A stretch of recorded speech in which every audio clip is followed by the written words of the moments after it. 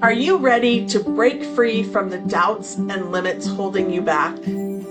Welcome to Embrace Your Value, where therapy meets coaching to help you unlock your true worth and take control of your life. Hi, I'm Kristen, a trauma therapist dedicated to helping you heal, break old patterns, and reclaim your power. And I'm Jen, your support coach, here to show you how to set fierce boundaries, embrace self-compassion, and step boldly into the life you deserve. So whether you're stuck in self-doubt or feeling lost, know this: your value isn't up for negotiation. It's time to own it. Every week, we tackle real issues that challenge, inspire, and empower you to live with purpose and confidence. So grab your favorite drink, take a deep breath, and let's get started. Because you're not here to play small. It's time to embrace your value. Hey, welcome back to Embrace Your Value. Today we have another fun little episode for you guys. I get to play host and interviewer because we're going to dive into something I know that many of you have heard of, or maybe you even haven't, but you maybe don't fully understand it. And we've talked a little bit about it, but I'm glad that we're diving deeper into this because I don't always understand it. And that is EMDR therapy. And I honestly cannot think of anyone better to walk us through this than my podcast partner and favorite therapist and just all around soul soother, Kristen Burrus. Kristen, I am so excited for this one. Thanks, Jen. I am also very excited because I'm ready to demystify EMDR. People come in, they often have a lot of questions. And so I think this will be a good, easy way for people to understand how it's going. So it's one of my favorite tools for healing. And I know that people are curious and maybe intimidated. So let's just dive in. So let's start from the top. What is EMDR? Because it sounds super technical, but the results I've heard about it sound amazing. Yes, I agree. It is a strange name. So EMDR stands for eye movement, desensitization, and reprocessing. It's a fairly structured therapy approach that helps people process and release traumatic memories or emotionally charged experiences that are stuck in the brain.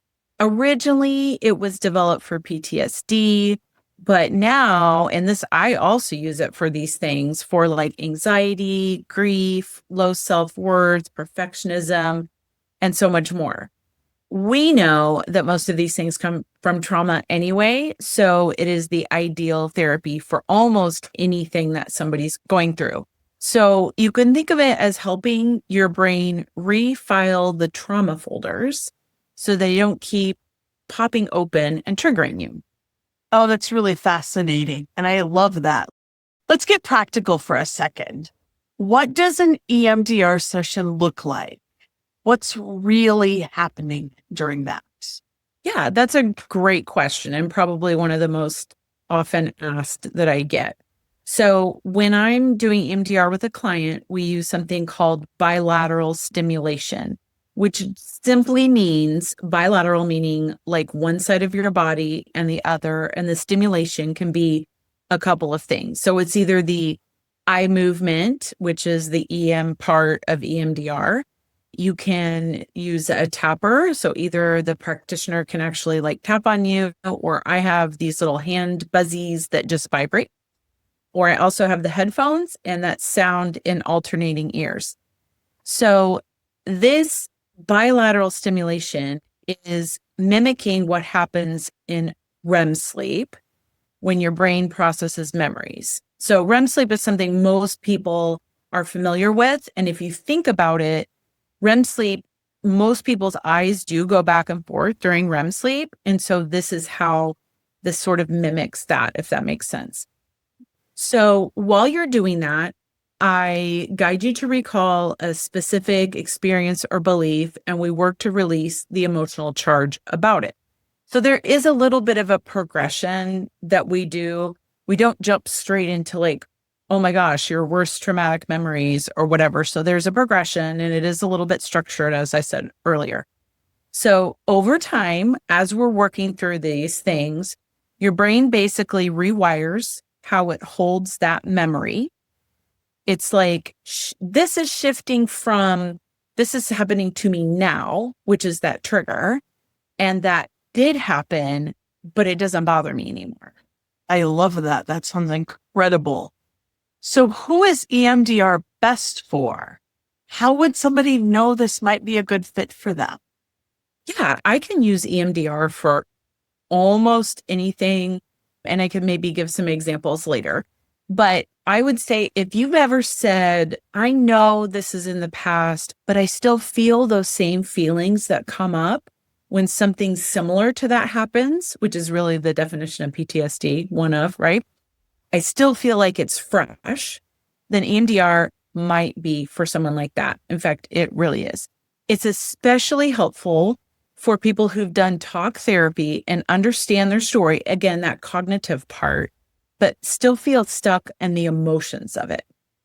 So in my experience, it's life-changing for people who've experienced big T trauma, like an abuse, or little t trauma, like invalidation, bullying, emotional neglect. Like sometimes it's just a bunch of little things that happen, and we call those little T's.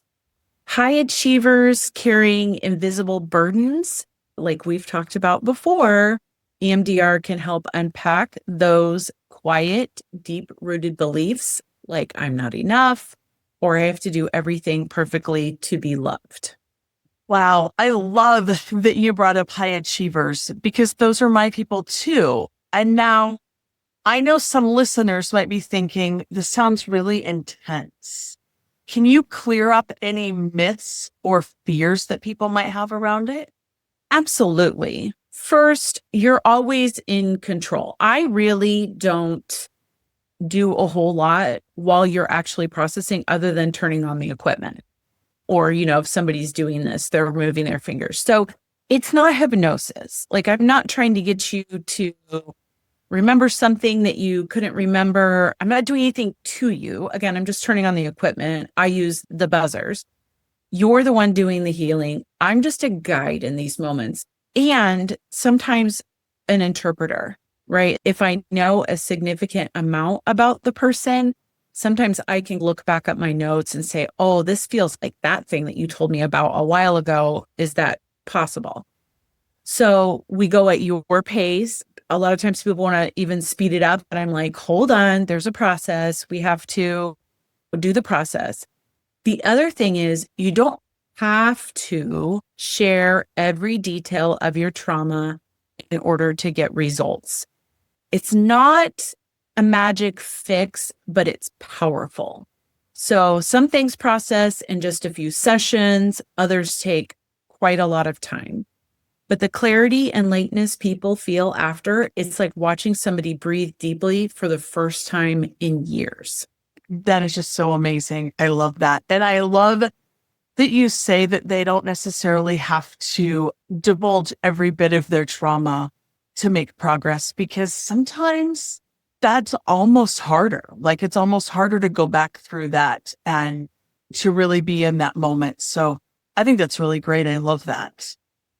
I know you can't share names, but can you give us an example of a transformation that you've seen through EMDR? I would say I have a lot that have a lot of similarities. So that way I don't have to be specific.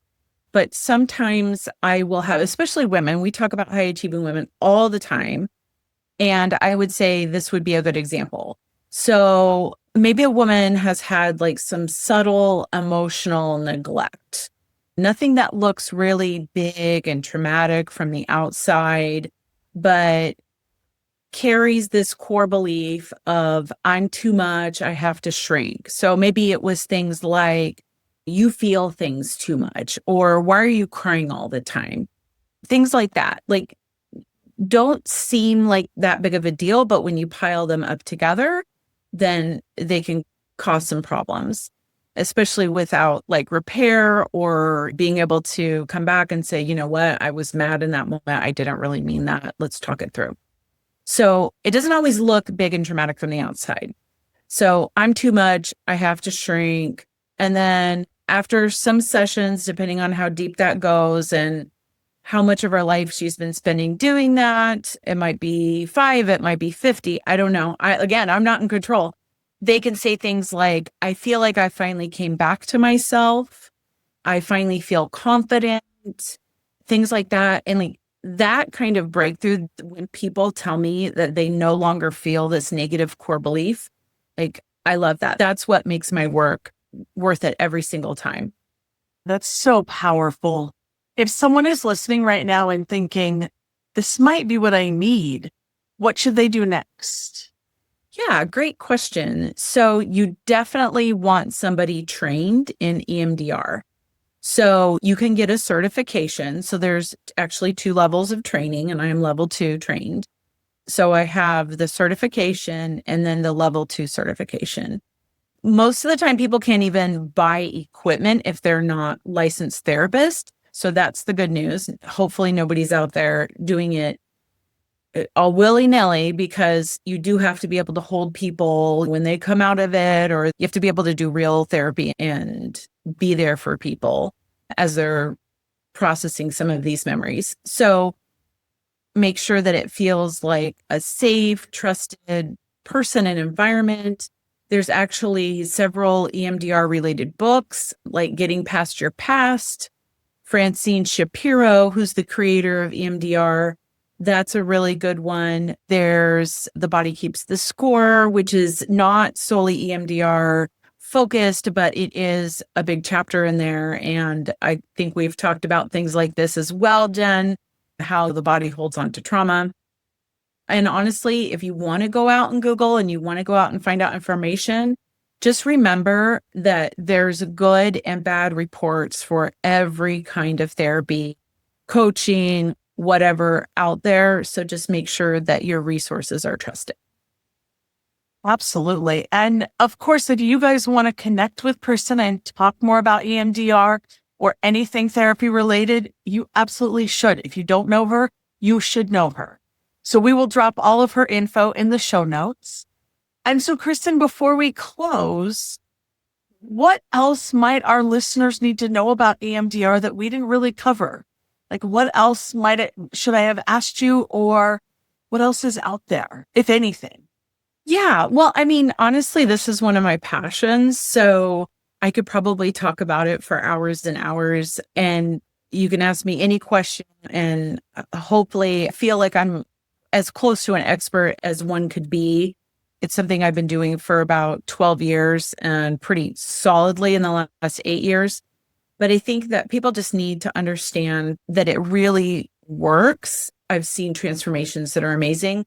Also, the VA has taken EMDR on as one of their most used methods to work with veterans that have come back from very traumatic situations overseas. And so I think that speaks to the validity and the power of it, that the VA is willing to use it as one of their main sources. So again, I could talk for hours, but I'd need very specific questions.